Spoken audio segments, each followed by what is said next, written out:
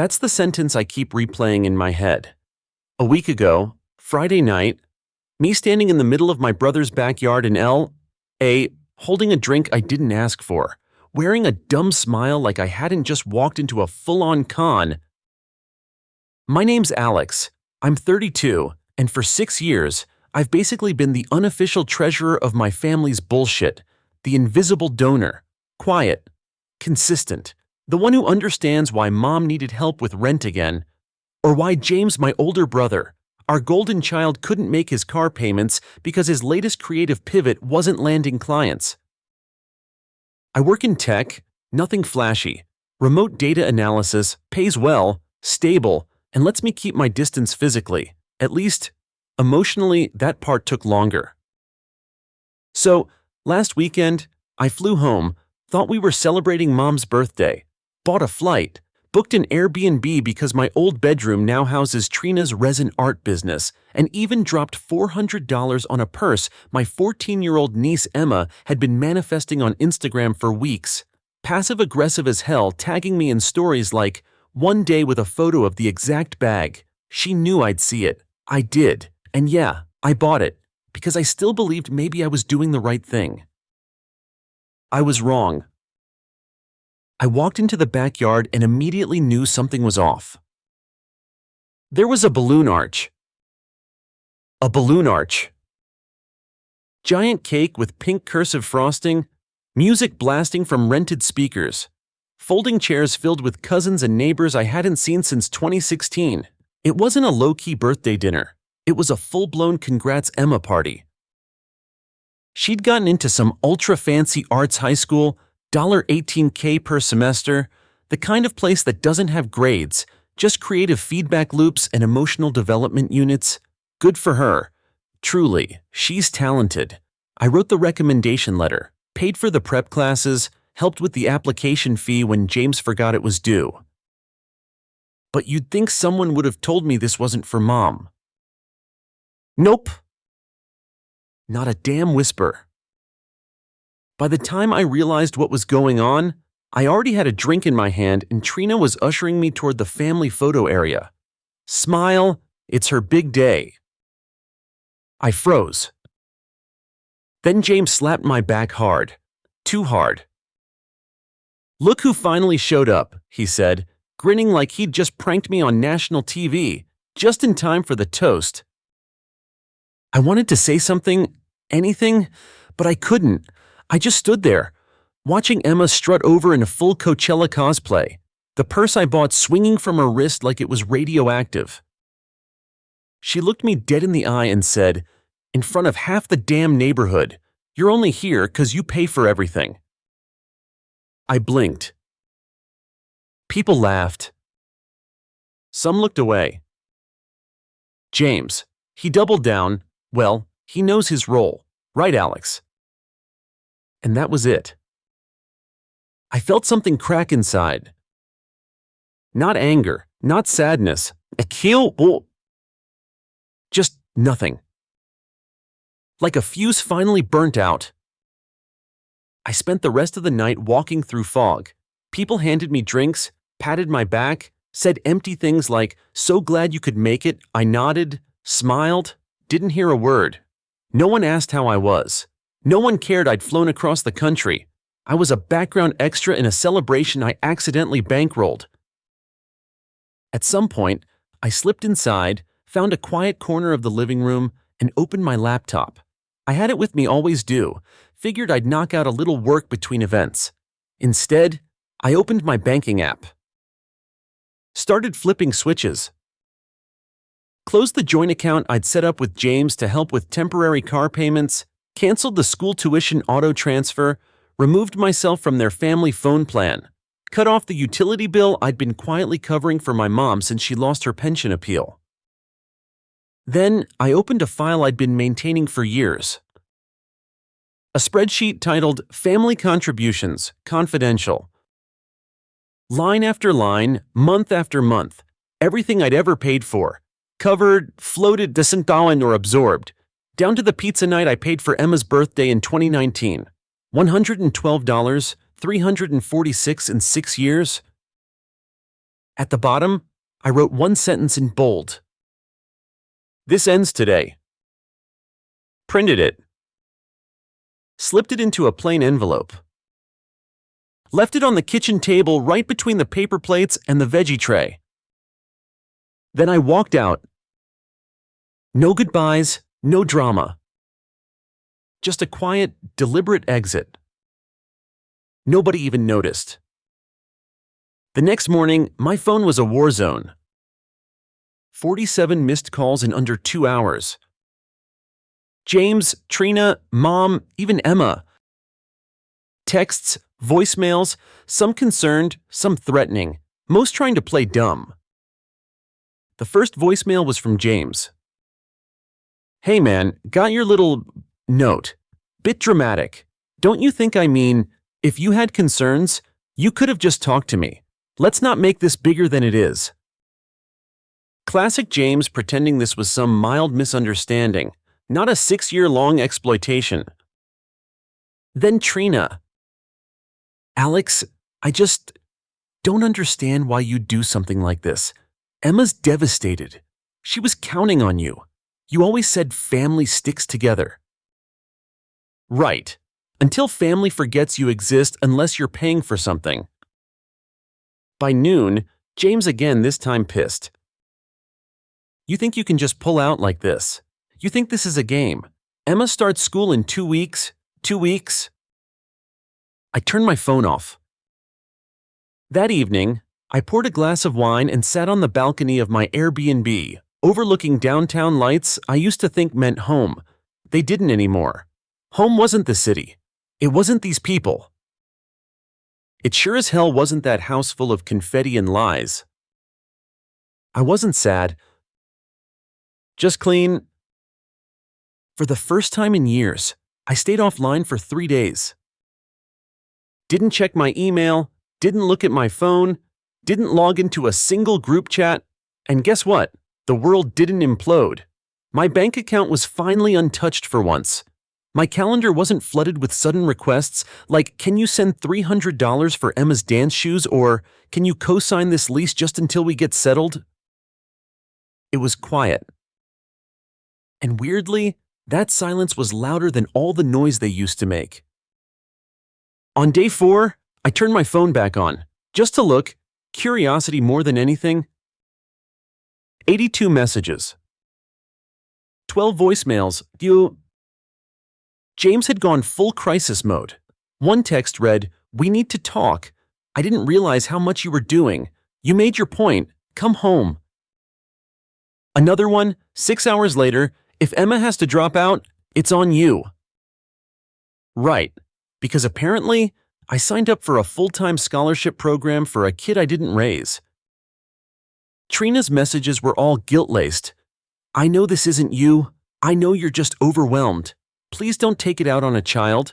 Like I hadn't been treated like a checkbook with a face since Emma was in kindergarten.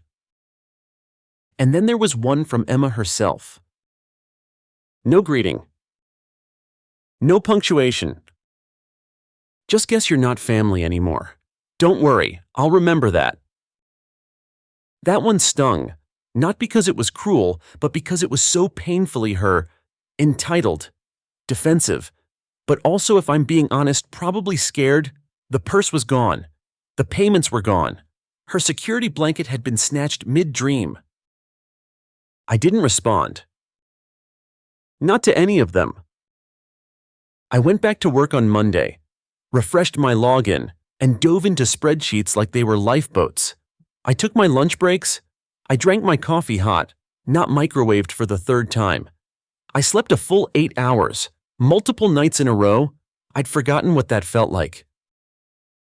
Then, Thursday morning, I got a call from a number I didn't recognize. I almost ignored it. But something told me to answer. "Mr. Carter," the voice asked, professional, a little too polite. Speaking. "This is Principal Hayward from West Grove Academy. I'm sorry to bother you, but Emma listed you as her emergency contact. We've been trying to reach her parents for 2 days. My stomach turned. What happened? There was a pause. Then she said it gently, like I was going to break. Emma had an episode. Nothing dangerous, but concerning. She was in the counselor's office crying, saying things like, "He left us and he doesn't care anymore." She tore up her sketchbook. I closed my eyes. Of course she did. She's with her mother now. The principal continued, but she asked for you specifically, said you were the only one who ever helped her. I didn't know what to say. I still don't. I think I just murmured, "Thank you for letting me know," and hung up. Then I sat in my apartment, clean, quiet, mine, and stared at the ceiling like it might offer a script. Emma wasn't the villain. She was just raised in a family that taught her money came with conditions and that love could be manipulated. She grew up watching adults weaponize guilt and rewrite history in real time. Of course she cracked when the structure disappeared. Later that night, I finally called her. She didn't pick up. But 5 minutes later, she called back. "Uncle Alex." Her voice was so small I barely recognized it. "Hey, kid!"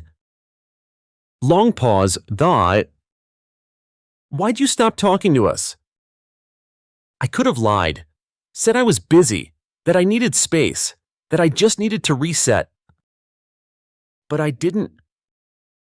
Because no one treated me like family. I said they treated me like a bank. She didn't speak. And then, so quietly I almost missed it. Not me, not always. That one hit me in the ribs. "I was just trying to sound cool," she added. "Dad laughed when I said that thing at the party. I thought you'd laugh too." I sighed. "Emma, you don't have to be cruel to feel important." Another pause. Then, "I think I'm just scared." "I know. Everything's falling apart. Dad's yelling all the time. Mom's always crying. They say we might lose the house. They said, you abandoned us." Of course they did. Easier to paint me as the villain than face the rot they built their lives on. I didn't leave because I stopped loving anyone. I said, I left because I started loving myself. And that cracked her. I could hear it, the sharp inhale, the swallow, the tears she tried to mute. "I miss you," she whispered. "I know," I said again. That was the whole call. But it changed everything. The next day, James texted me, "Can we meet? Just talk, no pressure." I didn't respond right away. Let it sit for 2 days. I needed time to decide if I cared about the difference between closure and manipulation. Eventually, I agreed. Neutral location, a coffee shop, no family members, no sob stories, just us. When I walked in, I barely recognized him. James looked like someone who had finally realized there were consequences. Pale, tired, deflated. He didn't hug me, didn't joke, just pushed a manila folder across the table. I opened it. Debt collection notices. $93,000 owed. Credit tanked. My name still listed as co-signer. I felt my hands go cold. "You said you'd remove me," I said, voice flat. "I was going to," he said, I thought you'd come around." There it was. The real truth? They never planned to untangle me. They thought I'd fold, again. "You left me legally tied to this in case I changed my mind," I said. He nodded, ashamed. I didn't know it would get this bad. "No, you didn't care if it did." He looked up, eyes red. "You could fix this." I blinked. "Excuse me." "You can afford it. You said it yourself. Emma needs stability. Trina's threatening to leave. I can't." I held up a hand. "Don't." "But." "No." I reached into my bag, pulled out another folder. My own this time. Inside legal paperwork from my lawyer, statement of intent to be removed as co-signer, a repayment summary for everything I'd ever covered, with interest. This is real, I said. James stared at it like it was written in fire. You're serious? I'm done, I said, standing up. Fix it yourself. And I walked out. Didn't look back. I didn't cry after that meeting. I didn't yell or punch a wall or go on some dramatic rant to my friends. I just walked the 10 blocks home in silence, feeling this weird, hollow calm settle in my chest. Like something heavy had finally cracked and slid off my shoulders. I'd done it. I stood up for myself, not in a movie-style clapback moment with a soundtrack and a crowd, just firmly, quietly, and it stuck. 2 days later, I got confirmation from my lawyer. The process to remove my name from the joint account and co-signed loan had started. There'd be paperwork, there'd be pushback, but it was happening. And for the first time in years, I actually exhaled without tension in my jaw. Then, 3 weeks later, something wild happened. I got an email from Emma. Subject line, I'm sorry. That was it. I hesitated before opening it. Honestly, I half expected another teenage guilt bomb. But what I read made me pause in the best way. I didn't realize what you were doing for us until you stopped. I thought you were just being nice. I didn't get that it was costing you something. I'm sorry I said what I did at the party. I was mad and trying to sound grown, but it was dumb. I hope I can be someone you're proud of one day. Thanks for giving me more than I ever deserved. I stared at those lines for a long time. And then I cried. Not because I was hurt, not because I wanted her to beg, but because someone finally understood. Not just the money, but the effort, the care, the damn emotional tax of constantly being the fixer and the forgotten. I took a breath, wiped my face, and wrote back. You already are. Keep going. I hit send before I could overthink it. Christmas came and went. I didn't go home. My mom called twice voicemails, no messages.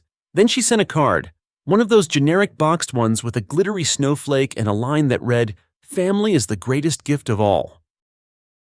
She signed it, Love, Mom. I didn't reply. Instead, I mailed her a plain white envelope, and inside a one-sentence card in black ink. Sometimes the best gift you can give a family is distance. That was the last time she reached out. James. I didn't hear from him until mid-January. Not directly, of course. I got a notice in the mail from the county clerk's office bankruptcy filing. They'd lost the house. I didn't celebrate. I didn't post about it. I just filed the letter away in a folder I labeled Closure. It was that simple. I moved apartments that February.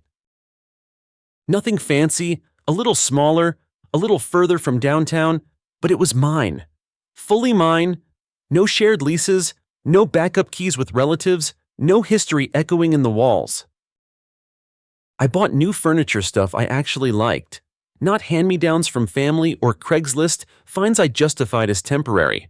I decorated with purpose, plants, prints from local artists, a shelf full of books that weren't about budgeting or self-help.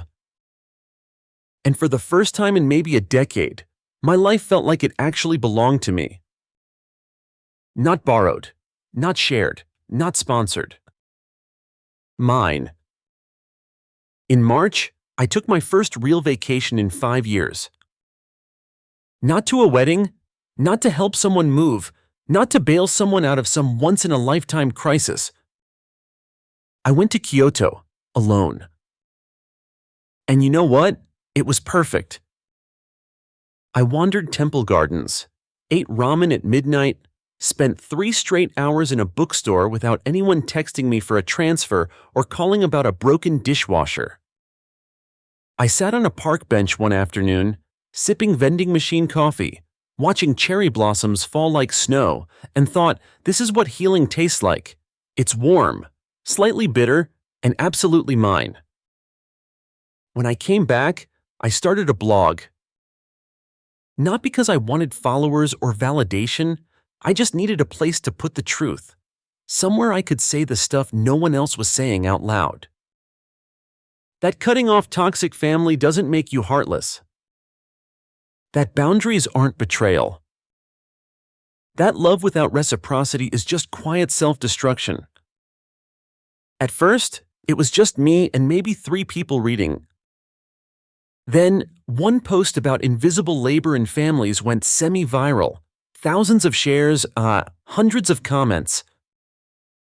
And one message I'll never forget. I thought I was the only one. I thought I was the bad guy for walking away. You made me realize I'm not broken. I'm just done being bled dry. I saved that one. Printed it.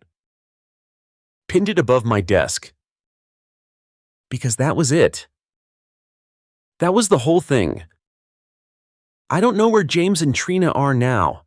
I think they moved in with her sister for a while. Emma's still in public school.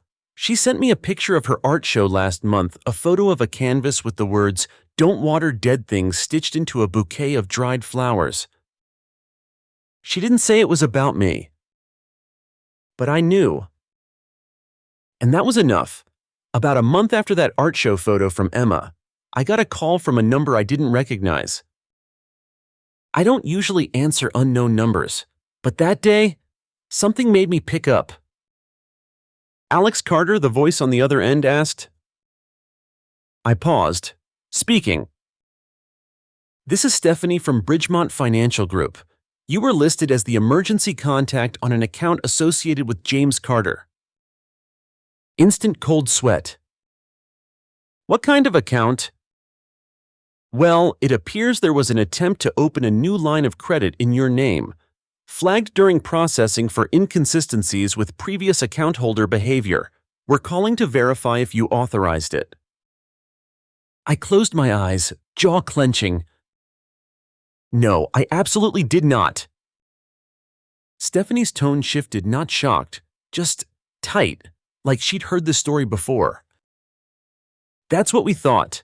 We've initiated a freeze on the account and forwarded the activity to our fraud department. You may want to check your credit profile and file a police report if necessary. I thanked her, hung up, and just sat there. I wasn't even surprised. Of course James tried this. Of course he thought he could snake his way into my credit again. Even after everything. Even after court papers and silence and a burned bridge so big you could see the ashes from space. He hadn't learned. He never would. That night, I poured a drink, opened my laptop, and logged into my credit protection account, put a full freeze on everything Experian, Equifax, TransUnion, locked it all down like Fort Knox. I even flagged my social security number for monitoring. Then I opened the family finance folder again, yeah? I still had it. I'd updated it over time, added the fraud attempts, the new screenshots, notes on every call, every credit check, every shady move. Not out of paranoia. Out of necessity.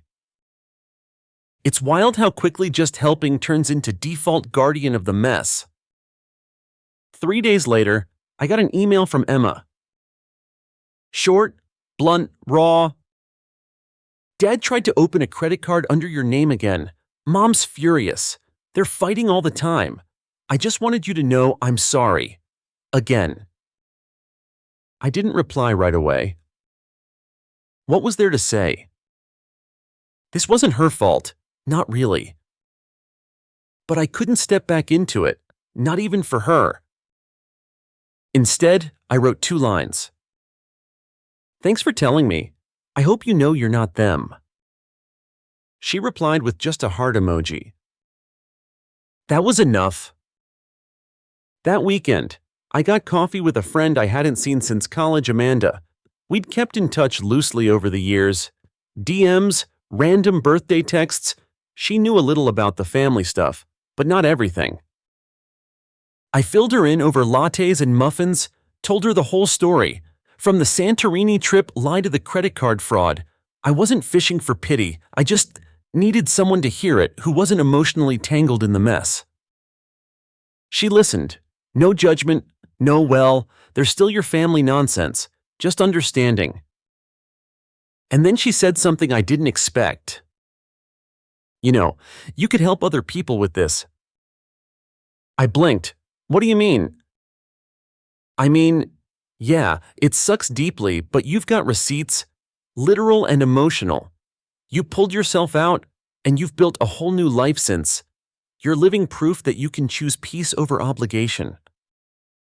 I shrugged. I already wrote about it. Some blog posts, nothing huge. She smiled. Then maybe it's time to go bigger. That night, I thought about what she said. A lot. The blog had helped me process. Sure, and it had connected with people. That was cool. But maybe it could be more than just digital therapy. Maybe it could do something. So I started sketching out an idea, a guide, not a memoir, not a tell-all, something real, practical, for people who felt stuck, guilted, gutted by the people who were supposed to love them most. A blueprint for breaking free. I called it Boundaries Are Love. By the end of that week, I had an outline. By the end of the month, I had 3 chapters drafted. And 2 months later, I had a publishing offer from a small but legit indie press that specialized in personal growth and trauma recovery. They loved the tone, the honesty, the bite. We get so many manuscripts that try to sound inspirational. The editor said on our Zoom call, "Yours is inspirational, but also pissed, and that's exactly what people need. Permission to be angry and still move forward." I signed the contract that same day. When the book came out 6 months later, I didn't throw a launch party. I didn't post it on Facebook where old high school friends or nosy relatives could weigh in with side eyes or fake congratulations. I kept it quiet. Until I wasn't. One day, I checked my inbox and saw an email from a woman in Florida. Subject: I left my family because of your book. She told me about her dad, the guilt trips, the money drains, the constant emotional hostage-taking, how she thought she was crazy for wanting out, how she cried reading my chapter titled, "They Know Exactly What They're Doing." I read that line, she wrote, and I stopped making excuses for him. More emails followed. From men, women, non-binary folks, all backgrounds, all ages. People who had stayed quiet for years because they were taught loyalty meant silence. My book was the match they used to burn that lie down. And for once, I didn't feel guilty. I felt useful. It was around late summer when the media stuff started picking up. A podcast host reached out someone I listened to regularly. Actually, a show about financial boundaries and toxic family dynamics. She slid into my DMs like, "Hey, not to be weird, but I just devoured your book and you're kind of my new hero. Want to talk about it on air?" At first, I almost said no. I'm not a spotlight guy. I write, I ghost, I recharge alone. But something about the way she framed it, honest, unpolished, no fluff, made me say, "Screw it, let's do it." We recorded a week later. One take, no script, just me telling the story of how I stopped funding my family's illusion of togetherness and started choosing peace. When it aired, I got DMs from people in places I'd never even been: Oregon, Nova Scotia, some woman in Australia who said she used my ATM line on her brother, and he hasn't asked her for money in 2 months. One message stood out, though. It was from Emma. She had just listened to the episode, and instead of getting mad, which I half expected, she thanked me. "You didn't use our names. You didn't drag anyone. You just told the truth. She added a little postscript. I'm applying for internships, not art school level, like real-world ones. I'm trying to stand on my own. I want to be someone who never makes their kid call a relative just to make rent. That one got me, not because I wanted credit, but because it meant something stuck. Maybe not with James, definitely not with my mom, but with her, something landed. Then, just when I thought I'd reached the calm part of the story, it happened. My bank called. Not with fraud this time, with a warning. Turns out, James had declared bankruptcy, like I knew, but in the process, a few creditors started chasing down every possible lead for repayment. And one of them somehow still had me listed as a backup contact. Not a cosigner, thank God I'd severed that. But they still tried. Emails, letters, one rep even showed up at my building pretending to be a friend dropping off a package. The front desk caught it. I filed a complaint. My lawyer handled the rest. But that stress, that quiet invasion of peace, it reminded me this shit lingers. Even when you think you've escaped it, family dysfunction doesn't knock. It claws, and it remembers your address. So I did something I'd been putting off for months. I changed my name. Not legally, not yet, but everywhere it mattered. New email, new phone number, locked social media, updated every account I had, the blog rebranded under a pen name, my book deal amended with the publisher, no more Carter in print, just me as I am now. Free. Not running, not hiding. Just choosing my peace over a last name that felt more like an invoice. Around that same time, I finally opened the envelope I'd been ignoring. Yeah, that envelope.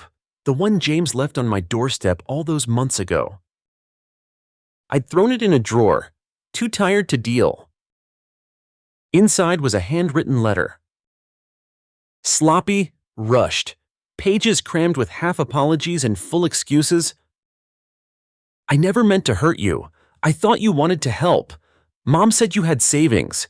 I figured you were doing fine. I just wanted Emma to have a chance. It went on like that. No real ownership, just a string of reasons dressed up as regrets. But at the very end, one line caught me off guard. If you ever need anything, and I know you won't, but still, I'm here. I didn't know what to do with that.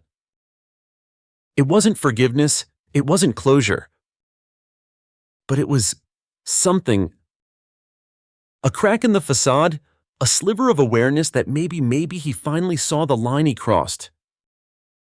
I didn't write back, I didn't call, but I didn't throw the letter away either. I tucked it into the back of my journal. Not as a keepsake, as a warning. A month later, my publisher invited me to speak at a small conference, personal finance meets mental health kind of thing. Nothing big, just a panel, a quanda, a booth with a stack of my books. I almost bailed. But then I thought about that girl from Nova Scotia, about the kid Emma used to be, about all the people quietly bleeding themselves dry for a family that barely remembers their birthdays. So I went.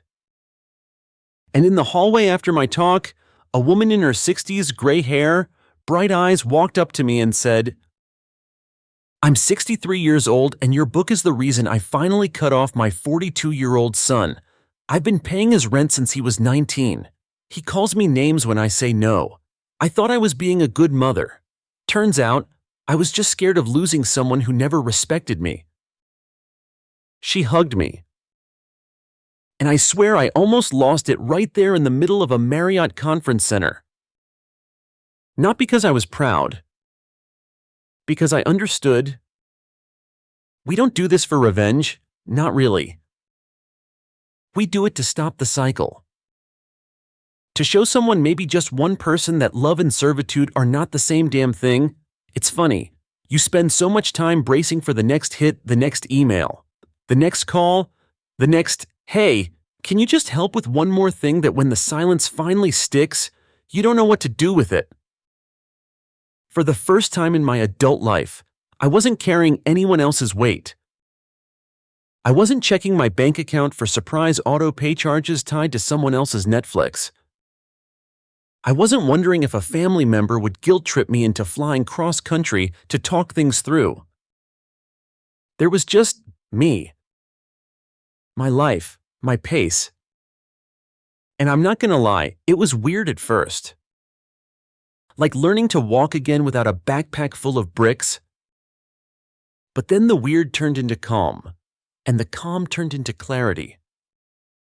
A few weeks after the conference, I got a handwritten letter forwarded through my publisher. Return address no name. Inside was a folded sheet of lined notebook paper, in pen that smudged slightly where someone had clearly wiped away a tear. Dear Alex, if you still go by that, I saw your talk. I sat in the very back. You didn't see me, but I saw you. And for what it's worth, I'm sorry. I'm sorry for how we made you feel like an ATM. I'm sorry we acted like your love was only valuable when it came with a receipt. I'm sorry I laughed when Emma said what she said. I didn't know it would be the moment I lost my brother. I don't expect forgiveness. I just wanted you to know I'm trying. Trying to be better, trying to be someone who earns trust, not just demands it. I hope you're okay. Jay. I read it twice. Then I folded it back up, slid it into a folder labeled closure, and didn't respond.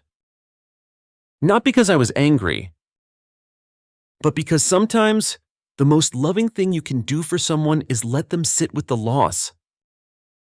6 months after that, the book hit the bestsellers list in its category. Niche, sure, but still something I never expected. I got invited to do more talks, podcasts, panels. I started mentoring people, mostly young adults, trying to set boundaries with toxic family members while juggling bills, school, trauma. One of them, a girl named Maya, called me her financial therapist. I laughed. I'm just a guy who finally said no loud enough. But maybe that's what therapy looks like sometimes. A loud, honest, irrevocable no. One night, I got a text from Emma. I hadn't heard from her in a few months. Got my first paycheck today. I wanted to tell you because, well, I used to think you owed us, but I know now you didn't. You gave because you chose to, and I'm choosing to do the same for myself. First, attached was a blurry photo of her grinning in a barista apron, holding up a crumpled check. I didn't say much back, just, proud of you. Don't let anyone steal your peace, not even for a birthday cake. She replied with 3 heart emojis and a coffee cup. That was enough. And me. I moved again. Smaller city, slower pace. Found a circle of people who knew me as Alex the writer, not Alex the fixer. I started dating again cautiously, but this time, I made boundaries part of the first conversation, not as a warning, as self-respect. And on weekends, I hike. No phone, no Wi-Fi. Just trees, wind, me, and the quiet reminder that I am not a reservoir for other people's regrets. People still ask if I ever reconnected with my family. Short answer, no. Long answer, I reconnected with myself, and that was the only reunion I ever needed. Because in the end, revenge isn't always some big dramatic takedown. Sometimes it's just this waking up in your own bed, in your own home, knowing every decision in that day is yours. Not theirs. Not made out of guilt or debt or bloodlines. Just choice. Just peace? And that story too, I wasn't expecting a text from Roman. Especially not on Christmas week. The notification buzzed on my cracked screen like it was mocking me. Dinner at our place, 5 p.m., bring the kids. No hello, no, we'd love to see you, just instructions. Typical Roman, my golden boy little brother, everyone's favorite. I stared at the message, my thumb hovering. It had been 2 years since the last family gathering. 2 years since my kids were treated like coat hangers while Roman's boys unwrapped their new iPads under the chandelier. 2 years since Roman's wife, Elaine, I whispered, bless her heart, at my daughter's thrift store dress. But then my son Theo walked in, tall and quiet at 14, peeking over my shoulder. Is that Uncle Roman? He asked. Yeah. Can we go? His voice was low but hopeful. Then came Ivy, bouncing into the room like a puppy with a glitter pen, 10 years old and full of relentless optimism. Please, Mom, I want to see the giant Christmas tree again. My apartment felt smaller with them standing there, full of hope I didn't want to crush. The draft whistled through the window, rustling the curtain behind my prized possession, a Canon EOS 90D camera I saved 2 years for. Photography wasn't a hobby, it was my thread to sanity. At 37, this wasn't the life I dreamed of. Divorced, a receptionist at a pediatric clinic, sharing the pull-out couch with Ivy so Theo could have the only bedroom. But it was ours, and I was proud of that. Okay, I sighed. We'll go. The week blurred by. I pulled Ivy's velvet dress from storage, stitched a fallen hem, pressed Theo's shirt, dry cleaned my one nice black dress. Christmas morning, I stood in front of the mirror applying mascara with a hand that shook more than I'd admit. You're enough, I whispered to myself. Your kids are enough. Roman's neighborhood always felt like a movie set. Mansions lined the street like competition trophies. His house, of course, stood out pristine colonial style. Every bush manicured, white lights symmetrical like a math problem. No plastic Santas here, just elegance you could choke on. Theo leaned forward in the back seat. Dang. It looks like a Hallmark movie, Ivy squealed. I parked our old Honda at the far end of the driveway, next to a line of luxury cars, a Tesla, a Lexus, Roman's Land Rover. Elaine opened the door with a glass of wine in hand, wearing a red dress that probably cost more than my monthly rent. She smiled wide, but her eyes skimmed over our clothes like they were checking expiration dates. You made it, she said. Cute dress, Ivy. I handed her our gingerbread house. Ivy and I made it over 3 nights. It tilted slightly but was held together with love. Oh, how festive, Elaine said, holding it like it was radioactive. She placed it on a side table next to gift baskets wrapped in gold. Inside, the house smelled like rosemary and wealth. My parents were already seated, clinking champagne glasses with unfamiliar guests. They barely looked at us before Roman walked in behind me. There's our rising star, Dad boomed, clapping Roman on the back like he was announcing a Nobel Prize. My mom hugged Roman tightly, then turned to me with a distracted smile. Hi, Lane, kids. Theo gave a polite nod. Ivy smiled big, always trying. For the next half hour, I endured questions like paper cuts. You're still at that clinic? Uncle Carl asked. You haven't gone back to school yet. That apartment holding up okay, Aunt Deborah added. 1-bedroom life must be intimate. I tried to pivot. I've been working on a photography series, Urban Wildlife. A local coffee shop is considering. Photography. Mom cut in with a chuckle. Still chasing dreams? Huh. Someone laughed. I stopped talking. Roman's sons showed off their new gaming consoles.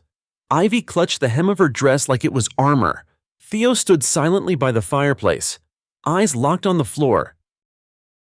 Then Roman clapped his hands. Dinner's ready. Everyone to the dining room. The double doors opened like a reveal on HGTV. Chandeliers, polished silver, name cards in perfect cursive, the kind of setup that says, "We're better than you," with a smile. I searched for our names, once, twice. Nothing. Elaine approached, wine in hand. "Oh, Lane, I'm afraid we couldn't quite fit everyone at the main table this year. But there's a setup in the basement," Roman added, cheerful as ever. "It's cozy." I blinked. The basement? He nodded, already walking away. Theo's face darkened. Ivy clung to my side. "Come on, kids," I said, voice tight. "Let's check out the cozy seating."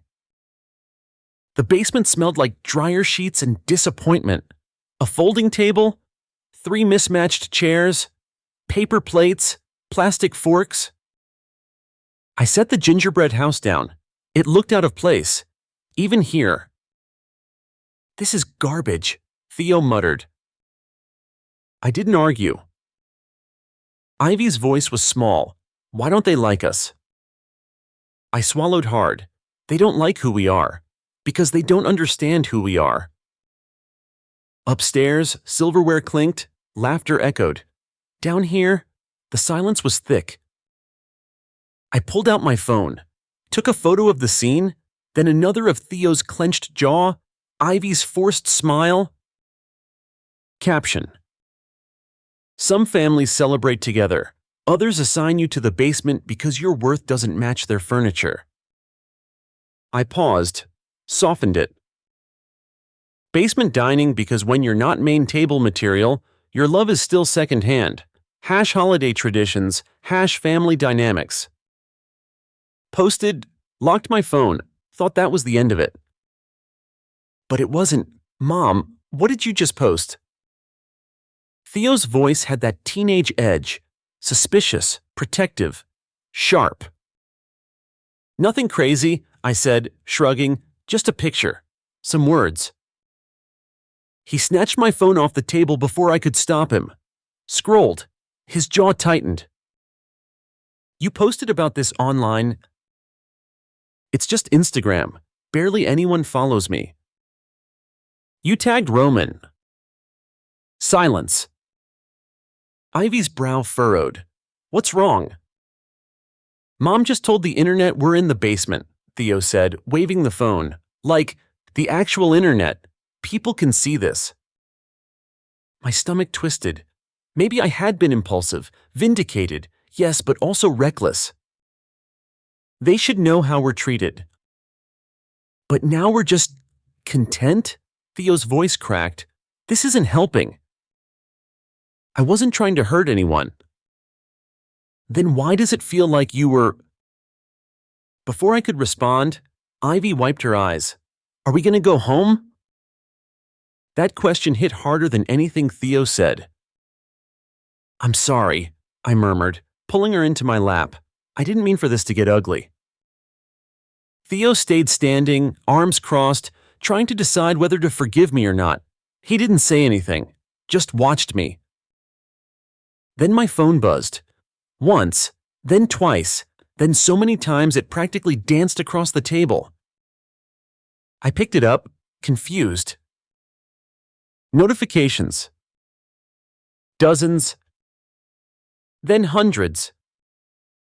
Comments, shares, DMs, likes multiplying like bacteria in a lab. What is happening? I whispered. Theo leaned over my shoulder, and we both stared. Someone had shared my post on Twitter, then another account reposted it on Facebook. A blogger added commentary. The caption read, "The real face of family elitism. A sister and her kids banished to the basement during Christmas dinner. This hits hard." I didn't expect this, I said, voice barely audible. It's viral, Theo murmured, like actually viral. Footsteps echoed overhead. Then, the doorbell. Everything upstairs went quiet. Like a play just off script. Then a knock on the basement door. Not loud, just deliberate. A woman appeared at the top of the stairs, Mid-40s, tall, regal, burgundy suit, afro pulled into a perfect crown. She descended like she belonged everywhere. Lane Wilder. I stood slowly. Yes. I'm Rhea Madden, she said, extending a hand. Editor of Trueform magazine. I blinked. I'm sorry, what? I saw your post. My assistant flagged it, and I recognized your name. You submitted photos to our Hidden America series last spring, right? The single-parent collection. I nodded dumbly. Your work moved us, she said, eyes scanning the basement. I've wanted to meet you since. Roman barreled down the stairs behind her, eyes wide. Elaine followed, tight-lipped and pink-cheeked. Rhea, we were just about to serve dessert. Roman said, voice too bright. Come upstairs, please. I'm okay here, Rhea said, smiling. I was just telling Lane how powerful her photography is. Elaine blinked. Lane's a photographer. An exceptional one. Rhea said, we've been following her work. I actually hoped she'd be at dinner tonight when I accepted the invite. You invited her. Roman's voice cracked slightly. I did. The silence was thick. I thought she was just... Elaine trailed off. Someone worth ignoring, Rhea offered, still smiling. That's what makes her work compelling. She captures what everyone else overlooks. Roman cleared his throat.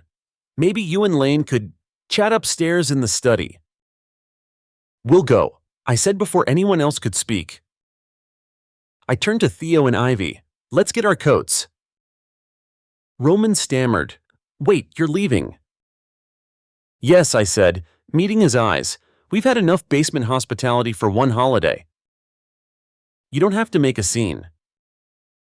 I'm not, I said calmly. I'm making a choice. We walked past him without another word. Rhea opened the front door for us. The night air hit my face like a baptism.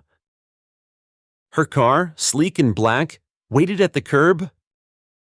She drove us to a 24-hour cafe downtown. Ivy ordered hot chocolate with extra whipped cream. Theo finally sat next to me again, his arms no longer crossed. I want to offer you a photo essay, Rhea said, setting her phone down. 6 pages in our winter issue, title family, unfiltered, full creative control. I stared at her. Seriously?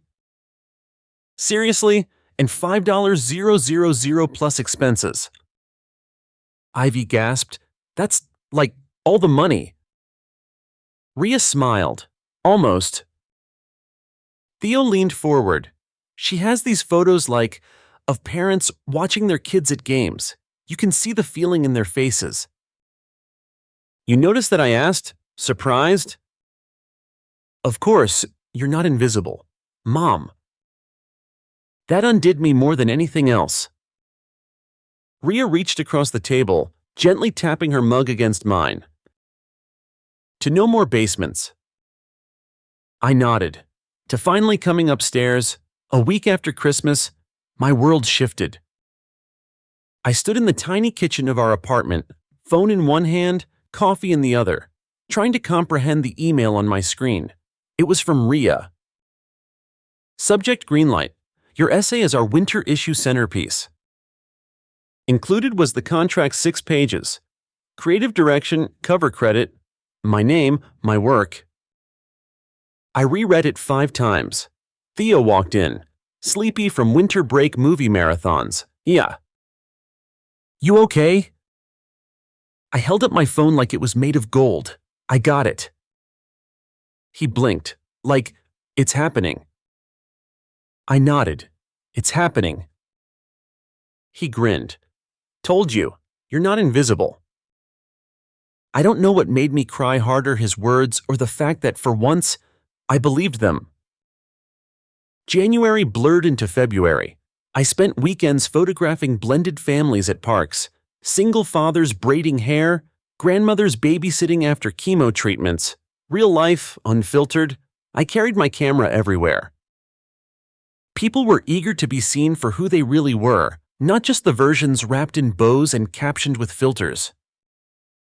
One Sunday, I caught Ivy reading the captions I'd typed beneath each photo draft. "This one's my favorite," she said, pointing to a shot of a woman fixing her son's jacket on a crowded bus. "She looks like you." "She feels like me," I replied. When the issue hit shelves, I bought 4 copies. Rhea sent a 5th, wrapped in a red ribbon with a handwritten note. "You climbed out. Don't forget that." It felt like freedom printed on glossy paper. And then Roman called. I hadn't spoken to him since the basement. His number flashed on my screen while I was reviewing final photo selections for a community center project. I almost let it go to voicemail. Almost. "Hello." "Lane," he said. "Hey." His voice was calm, careful.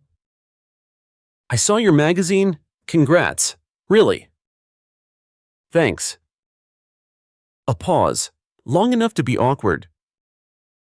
"Listen," he said, "we're planning a dinner next month. For Dad's birthday. He wants everyone there. I thought maybe we could reset." I was quiet. Reset? As if this was a clock we could rewind. "Where's the dinner?" I asked. "Our place," he said, "but we'll set everything up properly this time. No basement. Promise." I considered it, not because I owed him, but because part of me still wanted my kids to know they belonged, even if the welcome was late. "I'll think about it." "Fair." Another pause. "And Lane." "Yeah. You didn't deserve how we treated you." Silence. Desi? I didn't say it's okay, because it wasn't. I didn't say thanks, because I didn't need validation. I just said, "Good to hear," and hung up. A month later, we stepped into Roman's house again. Only this time, it felt different. The air still smelled like rosemary and money, but I wasn't afraid of it anymore. I wore a teal dress that hugged me in all the right places, no clearance tag attached. Theo stood beside me, now 6 inches taller than me. Ivy wore gold ballet flats in confidence. The table was set for everyone. Name cards included us this time. Mine said Lane Wilder, photographer. Elaine greeted us with a tight smile and actual eye contact. "Glad you came." "Glad to be here," I said. Dinner was less awkward than I expected. There were moments of tension, like when Aunt Deborah asked if I'd ever considered doing weddings now that I was serious about photography, but I didn't flinch. I didn't owe anyone a resume or an apology. After dessert, Roman clinked his glass. "Before we go, I just want to say something." The room fell silent. This family hasn't always gotten it right, especially with Lane. But watching her rise this year, watching her work get recognized, it's made me realize I've been blind to her strength. I'm sorry, and I'm proud. My mom nodded quietly. My dad looked uncomfortable. Progress, I guess, doesn't come with confetti. But Ivy leaned over and whispered, "Mom, that was cool." It was. And still, I knew it wasn't the apology that mattered. It was what I'd built without it. By summer, I had a studio, just a little rented corner space with high windows and a coffee maker that groaned every morning. But it was mine, and it had my name on the door. Clients came in steadily. Some were referrals, others found me through the magazine feature. One was a woman who said she'd seen my basement post and never forgotten it. "You captured something most of us pretend isn't real," she said. "Thank you." I wanted to tell her how messy it all felt behind the scenes, how sometimes I still worried I'd be dragged back down to basement level.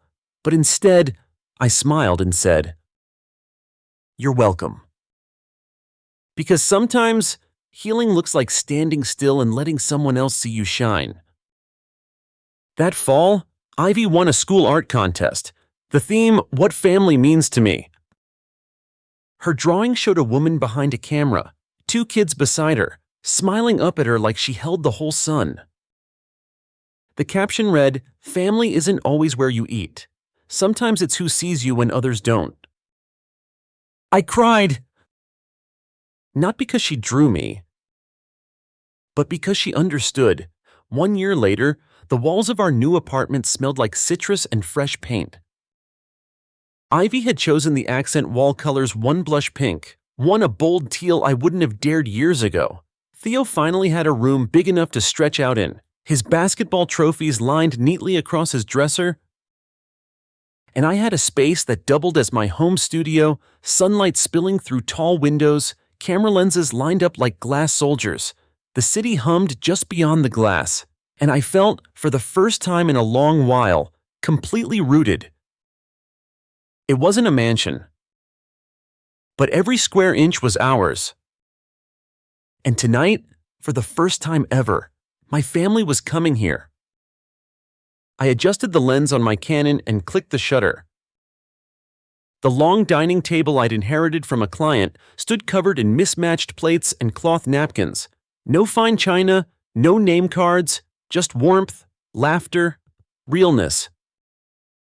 The smell of cinnamon rolls and roasted garlic wafted from the kitchen.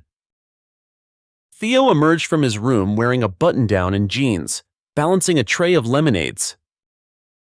"You nervous?" "A little," I admitted, wiping my hands on a dish towel, "but mostly okay." Ivy peeked from the hallway, holding a bundle of folded napkins shaped like cranes. "You're not going to cry if Grandma compliments the centerpiece, right?" "No promises," I teased. The doorbell rang. For a moment, everything paused. My breath, my heart. I opened the door. There they were, my parents, Roman, Elaine, their boys. Roman held a pie box. My dad carried a poinsettia. My mom looked uncertain but hopeful. "Wow," she breathed. "This place is beautiful." "Come in," I said, stepping aside. And they did. The energy was different, not perfect, but less performative. My dad even asked about the gallery photos hanging in the hallway, lingering in front of a black and white portrait of a woman holding her child outside a laundromat. "You took this?" he asked, genuinely. "Yes." "It's powerful." Elaine complimented the roasted vegetables. Roman asked about Ivy's school. The conversation didn't dance around old wounds, it simply flowed forward. After dinner, Ivy stood up. "I have a toast," she announced. Everyone turned to Mom. I froze. She used to say we were enough even when she didn't believe it, but now, I think she finally does. So, to Mom, for choosing herself, and for choosing us. My throat tightened. Roman lifted his glass to Lane. My mom followed, to Strength. I blinked hard, smiled. The camera clicked again, this time set on a timer. I caught us mid-laugh. Someone's elbow knocked over a glass. Ivy's hair had come loose. Roman's youngest had a string bean stuck to his cheek. It was chaos. It was beautiful. It was real. Later, when the night had settled into that post-dinner quiet, Rhea called. I just saw the piece on your website. She said, the family series. Incredible. Thank you. I have a proposal, she continued. A book, your full story, the photos, the essays. We'll back it. Title idea above ground. I laughed, surprised. You remember the basement joke? I remember everything about that day. It changed something. In you, in all of us. I didn't answer right away. Then let's do it.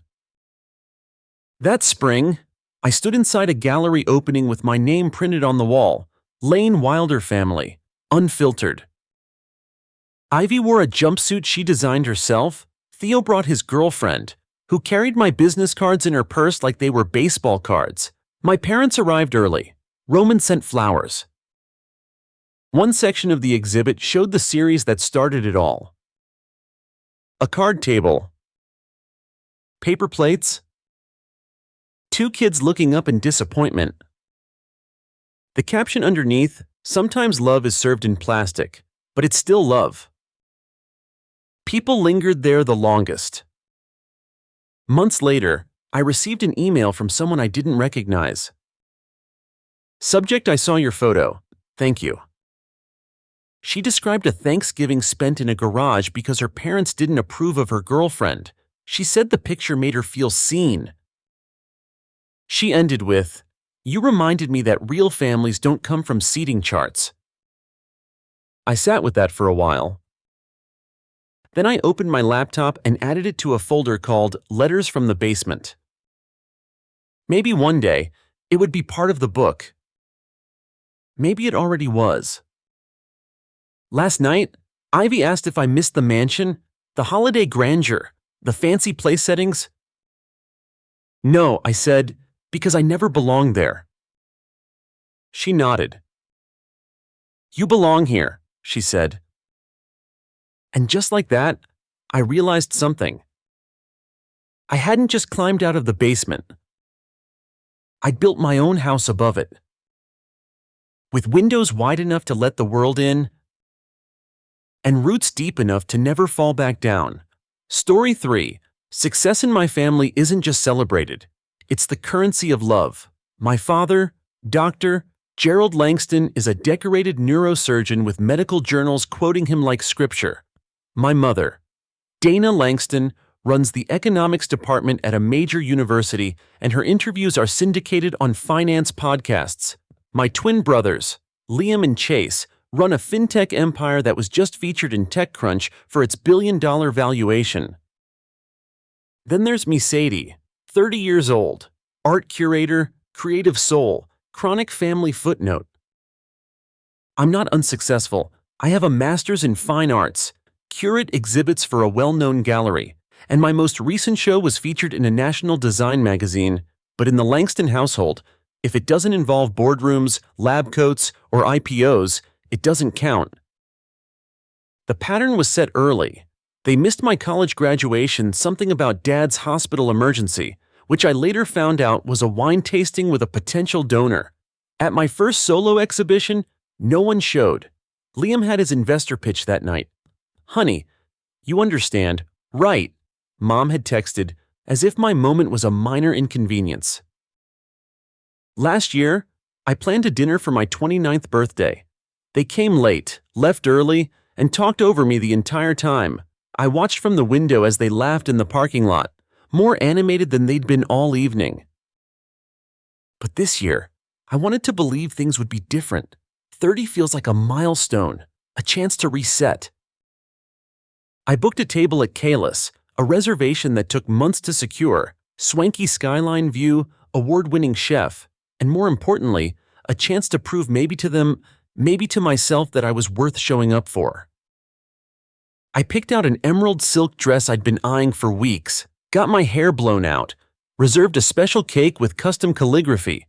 Happy 30th, Sadie. I even confirmed their availability twice.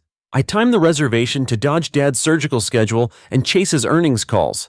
I left nothing to chance. I arrived early, floating on the edge of nervous anticipation. The maitre d' led me to the corner table, champagne already chilling. I smiled at the waiter. My guests will be here soon. They weren't. 15 minutes passed, then 30. I blamed traffic. At 45, I texted, "Table's ready, cake looks amazing. Can't wait to see you all, smiley face." The kind of text you send when your optimism is cracking, but you still hope no one hears the sound. By an hour, the waiter had offered to start my meal 3 times. I declined with a smile so brittle it could have snapped. 90 minutes in, I had texted each family member individually, no response. The champagne had gone flat. The cake stood untouched, mocking me with its cursive sweetness. And then finally a buzz. My heart leapt. It was from Liam. One sentence crap. Totally forgot. We're at Mom and Dad's anniversary dinner. Can we rain check? Anniversary dinner? Not only did they forget my birthday, they held a family celebration and didn't even invite me. I whispered for the check, barely able to breathe. The waiter looked at me with such compassion I thought I might cry then and there. Would you like the cake boxed up? He asked gently. Outside, the skies opened up in a sudden spring storm. I hadn't brought an umbrella. I hadn't planned for abandonment either. But here we were. I walked 15 blocks home in soaked heels, makeup streaked, clutching a cake no one but me cared about. Back in my apartment, I peeled off my drenched dress, blow-dried my hair, and sat at the table with the cake. I lit the candles, took a picture with the biggest smile I could muster, posted it with the caption, "Best birthday ever with people who matter most, #30 and thriving #. Loved and seen." I tagged each of them. I even tagged Kalis's location, just not the table I was really at. Then I turned off my phone and went to bed. The morning after was chaos. Missed calls, angry texts, a voicemail from my mom Sadie. That post was completely inappropriate. Doctor, Melina from the board saw it and asked if everything was all right at home. Delete it immediately. No apology, no acknowledgement of missing my birthday, just concern for optics. Liam's text came next. Wow, way to make this all about you. Again, you couldn't just be an adult and let it go. Chase chimed in, real mature, hope the likes were worth it. Fix this. And my dad, stoic, disciplined, sent a message so cold it froze my spine. We taught you better than this kind of public tantrum. I'm disappointed in you. Disappointed? That word landed like a punch. That's when something in me snapped, or maybe it was something that finally clicked into place. I wasn't invisible. I'd just been too quiet. So I screenshotted every message, cropped them neatly, made a carousel post on Instagram. Caption: when your family values image more than inclusion, #toxiclove#, not invisible anymore. Then I hit share. The reaction immediate and volcanic. My brothers blocked me. My mom sent a single line, "We need a break from this negativity. Reach out when you're ready to act like an adult." Extended family chimed in, predictably taking sides. My Aunt Patricia wrote about loyalty. My cousin Julia DM'd me, saying, "Finally, someone said it." But my phone, it stayed off. My boundaries firmly planted. And me. For once, I didn't cry. Because for the first time in my life, I wasn't begging to be seen.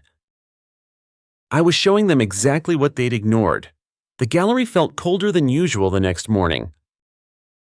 I moved through the familiar space, white walls, spotlighted frames, the soft hum of jazz playing from hidden speakers, but something inside me was quieter, not empty, just different.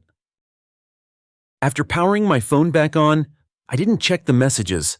I could feel them piling in like a storm behind a dam, but I needed silence more than noise. Instead, I focused on the work.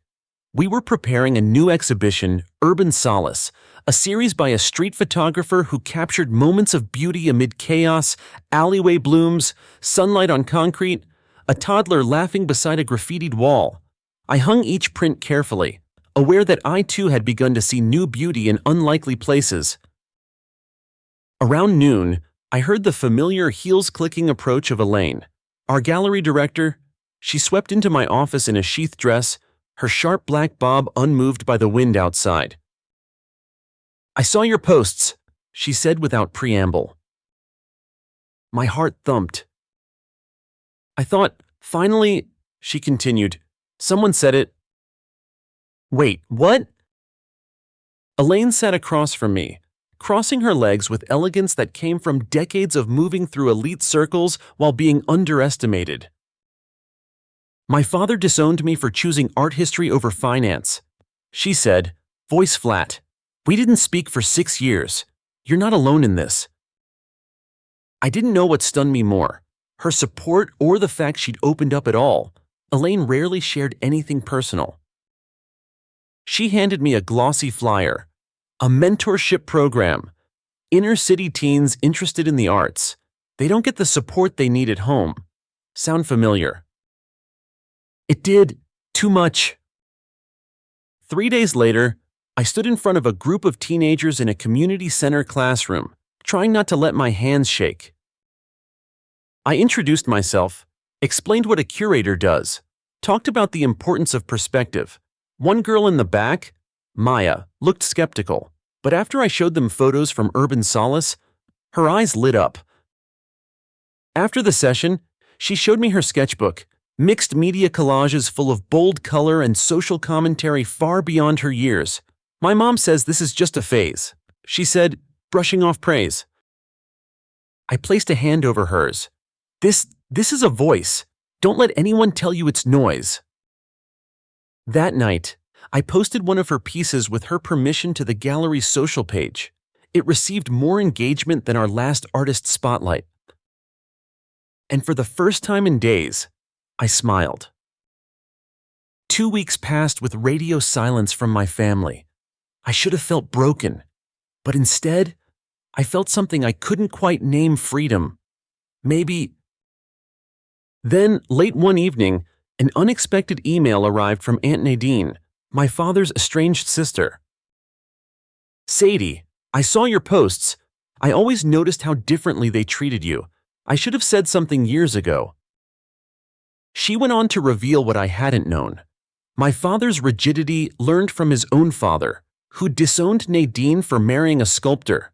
My mother's obsession with image, fueled by anxiety about social status after being raised in poverty. It didn't excuse them, but it painted the picture in richer, more nuanced hues. They didn't dismiss me because I wasn't worthy. They dismissed me because I threatened their carefully built narrative. And I was done shrinking to fit their frame. When I returned to the mentorship group the next week, Maya handed me a small envelope. Inside was a drawing of a girl standing alone at a table surrounded by empty chairs. Above her, a banner read, "Still worth celebrating." I cried in the car afterward. That same afternoon, Elaine pulled me aside. There's an opening at the Mason Collective. High-profile curation team. They need someone bold. I recommended you. I blinked. Why? Because you stopped waiting for permission to be seen. I accepted the invitation for a trial collaboration without hesitation. Then, one quiet Sunday morning, the knock came. I recognized the silhouette through the peephole instantly, my mother. I opened the door in my robe, unbrushed hair, mug of tea in hand. She brushed past me into the apartment like nothing had happened. We need to talk before Melissa's wedding. This public feud needs to end. Apologize, delete the posts, and attend like nothing's wrong. That's when I realized something essential. She hadn't come to apologize. She'd come to preserve the family brand. No, I said, calm, clear. I'm not deleting the truth, and I won't pretend for appearances. You're overreacting, she snapped. We supported you your whole life. You financed me, but you didn't see me. She inhaled sharply. This artistic temperament of yours, it's exhausting. Life isn't about feelings. I smiled, bitter but strong. That's your loss. She left with a final parting shot. You'll regret choosing strangers over your family. But they weren't strangers anymore. The mentorship students, Elaine, Aunt Nadine, they saw me. That night, I blocked my brother's numbers after one final barrage of guilt-laced texts. Then, I posted a quote from Maya's drawing. Still worth celebrating. No filter, no caption, just truth. The silence that followed my mother's departure was deafening and oddly peaceful. No texts, no calls, no social media tantrums. Just quiet. And in that quiet, something started to shift inside me. I no longer opened Instagram dreading who had commented or what they said. I no longer rehearsed conversations in my head for family dinners that would never happen. I no longer flinched when my phone buzzed. Instead, I threw myself into work. The mentorship sessions became the highlight of my week. Maya's confidence bloomed. A pair of siblings, Jordan and Malik, began documenting their neighborhood in haunting black and white film. Another student, Evie, choreographed a performance piece inspired by gallery art and asked if she could debut it at one of our events. Elaine noticed. "You're building something," she said one afternoon, watching me curate submissions from the teens for our summer community showcase. Not just exhibitions. Impact. Her praise still surprised me. I'd spent so long thinking my worth was tied to silence, to going unnoticed. Turns out, I was wrong. 2 months after that disastrous birthday, I received an unexpected envelope in the mail. No return address. Inside was a letter written in stiff, careful handwriting. "Avery, I owe you an apology. Not just for missing your birthday, but for missing you. All these years, I saw what I wanted to see.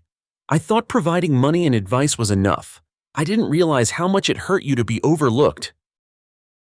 It was signed Ethan, my younger twin brother, the one I thought would never crack. I didn't cry when I read it. But I did sit down at my kitchen table and stare at the letter until the sun moved across the floor. Maybe this was the start of something, or maybe it was just a peace offering. Either way, it was the first real acknowledgement from my family that I mattered. That weekend, the gallery hosted its spring exhibit Intersections, a visual exploration of identity by emerging artists. My mentorship students were featured alongside professionals, something no one had done before. Maya stood beside her mixed media piece, explaining her work to a journalist from the local paper. Evie performed under a suspended chandelier of recycled glass. Jordan and Malik sold 2 prints to a collector who asked about their next series. I floated through the crowd, not as an afterthought, but as someone whose choices had made this possible. Aunt Nadine arrived midway through the evening, bringing vegan cupcakes and stories about my parents' early days that made me laugh out loud. Elaine toasted me at the end of the night. "To Avery," she said, raising her glass, "for proving that visibility isn't granted, it's claimed." The applause was thunderous. I pretended not to cry. Then, in the middle of this beautiful new chapter, the past knocked again. Literally. It was a Tuesday. I'd just returned from a mentoring session when I saw a message from my father. "Avery, I'd like to meet, just you and me, no expectations, just conversation." I stared at the message for a full minute before replying. "When and where?" He chose a small cafe near the botanical gardens, somewhere neutral, quiet. When he arrived, he looked older than I remembered, slower, as if the weight of time had finally caught up to him. We ordered tea and sat in silence for a moment before he spoke. "I've been diagnosed with early-stage Parkinson's." He said simply, "It's progressing." My throat tightened. I didn't hate him. I never had. I just hurt. "I'm sorry," I said softly. He nodded. "I didn't call you to earn sympathy. I just wanted you to know and to explain something." From his bag, he pulled 3 journals. "These are yours," he said. "I've kept them since you were 6. Notes about your art, clippings, observations. I never showed them. I didn't think it mattered." I flipped through one, stunned. A review from my high school art show, a sketch I thought I'd lost, a note he'd written after I won a small local grant at 19. "She sees what others don't. I hope one day she sees it herself."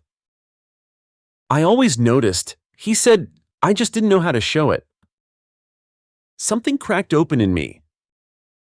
Not forgiveness, not yet. But understanding. I appreciate this, I said, closing the journal gently. I mean that. But this doesn't erase the years of silence. I know, he replied. I'm not asking you to forget. I'm asking you to consider trying again. I looked at him carefully. If we do this, it's slow, it's honest, and it happens on my terms. He smiled a real, tired smile. Fair enough. The weeks that followed were full of contradictions. I emailed Ethan, thanked him for the letter, and offered to meet for coffee. He accepted. Noah, on the other hand, sent a terse message about family unity and letting things go. I didn't respond. My mother remained silent. But I wasn't waiting for her anymore. Instead, I focused on preparing the gallery's summer showcase reflections, a combination of portraiture and personal storytelling by the teens I mentored, each piece accompanied by handwritten notes about their lives, their dreams, their fears. The night of the event, the space buzzed with energy. Elaine stood near the entrance, glowing with pride. Nadine brought her partner and snapped photos of everything. Several gallery donors mingled with teens, asking genuine questions about their work. And then, just before the showcase began, my father arrived. He moved slowly, cane in hand, but his eyes lit up when he saw the art. He paused longest at Maya's collage, which included a small note I used to think people like me didn't belong in places like this. Now I know better. He looked at me. You helped her see that, he said quietly. I nodded, throat thick. No, I said finally. She helped me see it too. 6 months later, the gallery's lighting was just right. Soft, warm, not too stark. I checked the positioning of the final portrait one last time before the doors opened. It was Maya's. Not the one from the spring showcase, but a new piece. Bolder, hung directly beside a mirrored panel with her handwritten caption, "When you finally believe in yourself, everything changes." That's what this exhibition was about: visibility. Not just seeing, but being seen. 12 teens, 12 portraits, 12 original artworks paired with personal stories about resilience, self-worth, and chosen family. I stood in the center of the room and took a breath. The space was filled with framed moments, tangible proof of what I'd been building, not only as a curator, but as a person finally rooted in her own value. Elaine appeared at my side with a glass of champagne. You did it again, she whispered, squeezing my arm. They'll be talking about this for years. Let's hope so, I said, smiling. Guests began to arrive. Art collectors, gallery supporters, community leaders, former students brought friends, mentors, parents who once didn't understand now standing proudly beside their kids. Even Aunt Nadine was there with her partner, both wearing matching Support the Arts pins. And then my father. His gait slower now, the cane a permanent companion, but he smiled as he took in each portrait, pausing, reading every caption aloud like scripture. When he reached the center wall, the one labeled Reflections, he turned to me. This one, he said, pointing to Maya's piece, this one says it all. I nodded. She's come a long way. So have you, he said. That time, I didn't deflect. Near the end of the night, I saw a figure hovering by the guest book. Ethan. He looked uncomfortable in a blazer, a little lost among the artists and curators, but he was there. That counted. Impressive, he said when I approached. I had no idea you worked on this scale. You would have, I replied, if you'd ever asked. He winced but nodded. Fair. I waited, giving him space to continue. He reached into his coat pocket and pulled out a folded letter. From Mom, he said, "She's not ready to say it out loud, but she wanted you to know she's been reading your blog." I blinked. She's never mentioned it. Because she doesn't know how to have that conversation, but she's trying in her own way. I unfolded the note later that night. The writing was tentative, unsure, a far cry from her usual polished, clinical tone. Avery, I struggle with vulnerability. You know that. I never learned how to express pride without turning it into pressure. I've read your words, your work. I've seen the photos, the smiles, the impact. You were never invisible. Not really, I just didn't know how to look properly. It wasn't a perfect apology, but it was a start. And sometimes a start is all you need. 3 weeks after the show, the Westridge Arts Foundation offered me a permanent curator-in-residence position, complete with a studio space for mentorship and rotating exhibitions. I accepted immediately. At the same time, I started writing a book. Not a tell-all, not a revenge piece. A memoir of learning how to take up space, how to find meaning outside the noise of expectation, how to claim your identity even when those closest to you can't or won't see it. Elaine offered to write the foreword. Maya offered to design the cover. At first, I wasn't sure what to call it. Then, one morning, I found the answer in an old journal my father had given me. Avery Sees What Others Miss. I titled it Unmissable. The gallery opening for the book was the most surreal night of my life. Not because of the press coverage or the line around the block, but because everyone who mattered showed up. My students, my colleagues, my chosen family, and yes, even my biological one. Ethan and my father stood near the wine table, discussing the layout. Aunt Nadine cornered a local reporter to ensure my mentorship program got its due. And in the far corner, almost invisible by design, was my mother. She didn't make a speech, she didn't pose for photos. But when I approached her, she handed me a small box. Inside was a pendant, simple, silver, engraved with one word. Seen. For the first time in years, we hugged. No words, just breath, just presence. It was enough. That night, after the last guest left and the lights dimmed, I stood alone in the exhibit one final time. The portraits looked back at me like old friends. They told the story of transformation, of claiming power, voice, and joy. And as I packed up the guest book, I noticed a final comment scribbled near the end. Thank you for sharing this.